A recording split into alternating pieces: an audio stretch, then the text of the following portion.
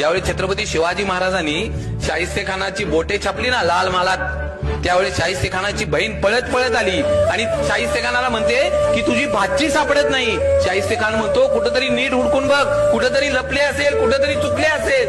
बहीण म्हणते मी सगळीकडे बघितलं पण माझी पोर सापडत नाही. त्यावेळी ते शाहिस्तेखानाची बहीण म्हणते मला वाटतं छत्रपती शिवाजी राजांच्या मावळ्याने तिला पळवून नेला.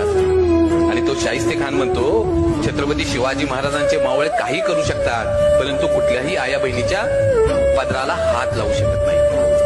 ही माझ्या राजाची पुण्य आहे. अरे जो औरंगजेब छत्रपती शिवाजी महाराजांचा सगळ्यात मोठा शत्रू, आणि ज्या दिवशी छत्रपती शिवाजी महाराजांची निधनाची बातमी त्याला कळते ना, त्यावेळी आपले दोन्ही हात त्या खुदाकडे करतो आणि त्या खुदाला मागणं मागतो, हे अल्लाह अपने जन्नत के दरवाजे खाली रखना, माँ बहनों की इज्जत करने वाला दुनिया का सबसे बड़ा योद्धा आपके पास आ रहा है. माझ्या राजाची ही पुण्य आहे ना.